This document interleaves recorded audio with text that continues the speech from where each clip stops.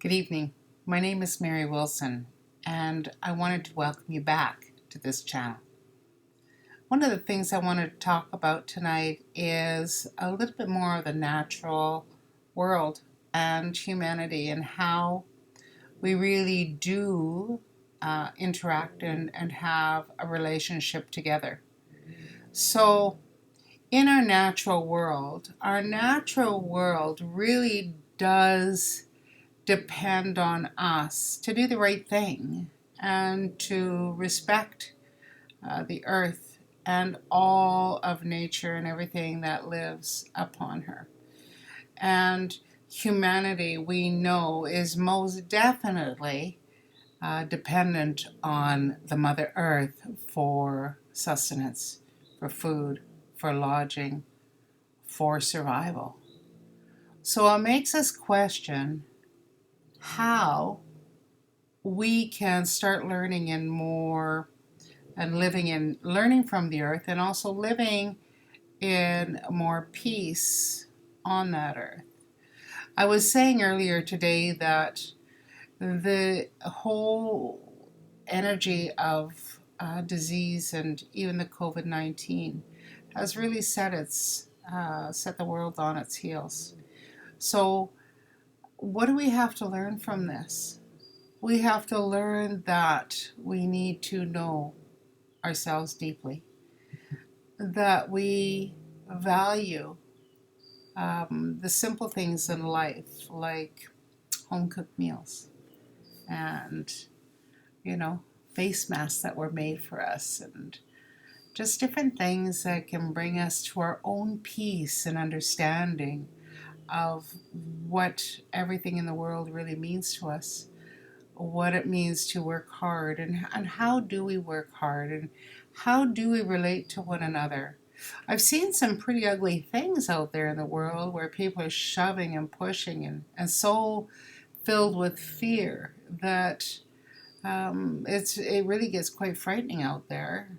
But for me personally, that's not something I feed into. I don't really feed into the fear of COVID-19, because in my belief, I believe that the worst things in life are bred on the back of fear. So one of the things I was thinking of is this is like the first wave of teachings that we possibly need to learn from in our own deep selves on how we cope and how we deal with things like disease and pandemics.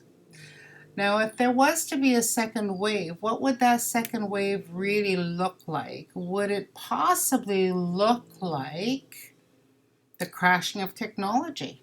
Now, we've all become very dependent on technology in the last little while. We're working from home. I'm talking to you on a screen all over the world. So what would the second wave, if it was a technology breakdown, where would that take us? And what would our value system be then? How would we cope without telephones? So often we see each other and we're texting away and we're all in the same room. Like, how is that communicating? And possibly, is this part of the life lessons that we need to learn, is how to communicate with each other, how to communicate with the earth, how to learn how to listen to the natural laws that are being shown to us daily on compassion and caring and sharing. We've seen people rise to the occasion, and we've seen some people really, I don't know, have some shortcomings maybe when it comes to the compassionate teachings. I know one thing for sure is that I gravitate to people who are kind and who are good and who have compassion and caring in their heart. I know that when I get too close to a fire, that I can appreciate the warmth for a certain period of time, and then if I get too close, it's going to burn me. I think some of that is like the natural laws that we have to look at and deal with in today's world. Some of the natural laws that I was going to refer to is simply the ecosystem and how everything is working in a circle, how one thing really relies on another, which really relies on another, which really relies on another, and how that works in one giant medicine wheel. Well, possibly this is what we're all learning to do right here and right now, is to learn how to work with each other in a kind and compassionate way so that we don't lose the ability to connect or to be creative or to remember that maybe somebody else in the universe is needing just a little bit more than what we do. So with that, I think of things like, I don't know, I just think so much about so many things. The natural laws, the earth, the way that we move, the way that we are moving together and in some ways further apart. Thinking about if that technology did crash, there would be no cars, there would be no televisions, there'd be no microwave ovens, there'd be no ovens, there'd be no heat, there'd be no. And how would we be to one another then? Would that push another wave of terror, or would that push us together?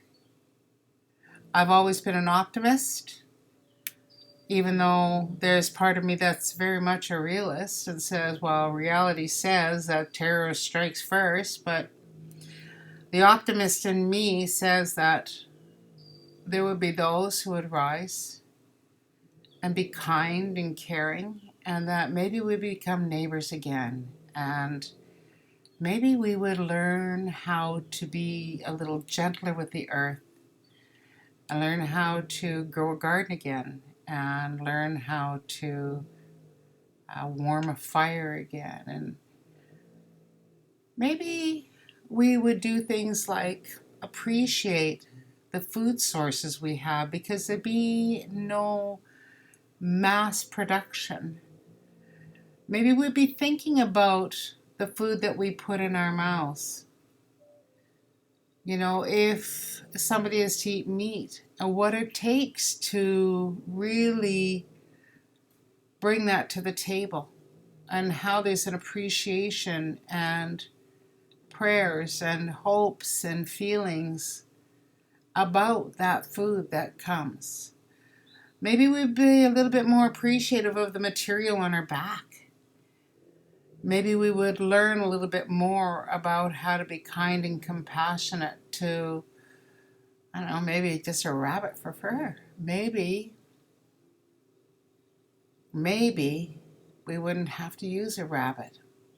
Maybe we would use what we have. Maybe, just maybe, we'd become vegetarian. And maybe we would learn how to hold one another up in the cycle of life. And maybe we would understand the spirit of the land and all that's in it.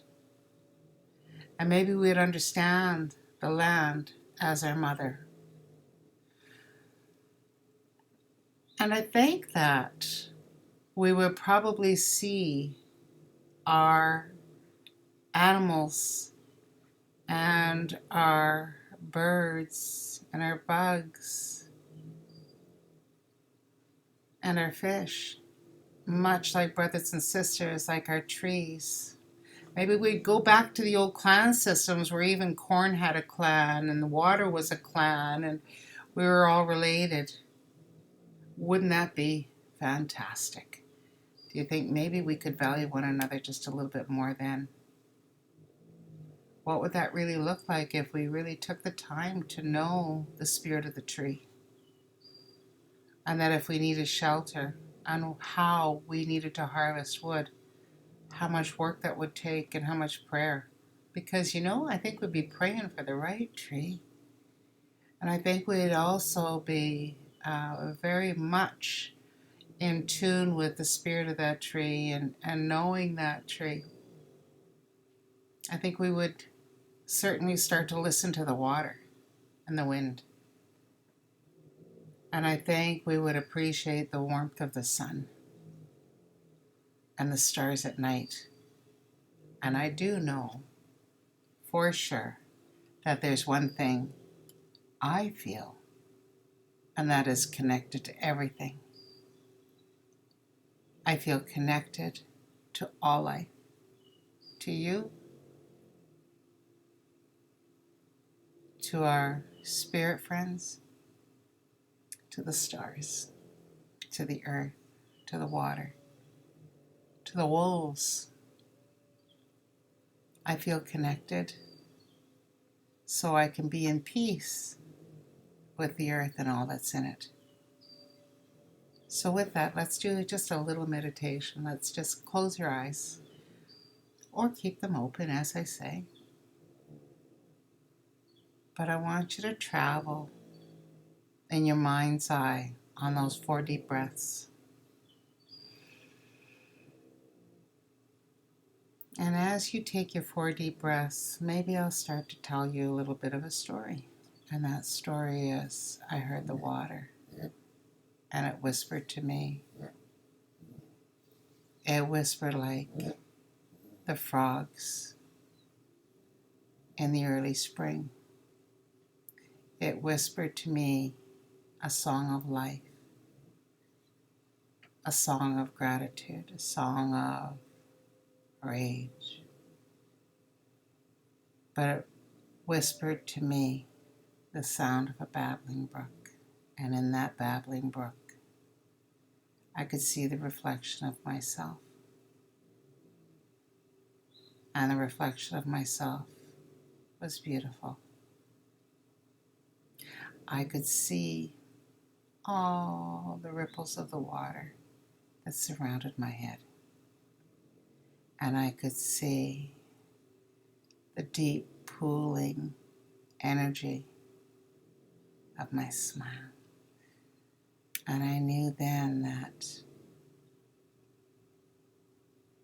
all the love that I could give out, all the kindness that I could share, I knew that it was like the ripples in the waves of the water, and that it would bounce back over and over and over again when it hit the shores. That all the love and all the caring and all the kindness that I could give out would return to me over and over. And so the more I gave and the more I give, the more that returns. And I allow myself to take 4 deep breaths of that loving energy and that kindness.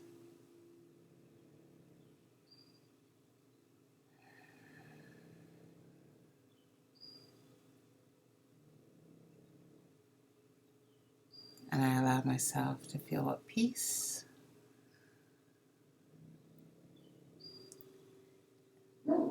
and love and kindness.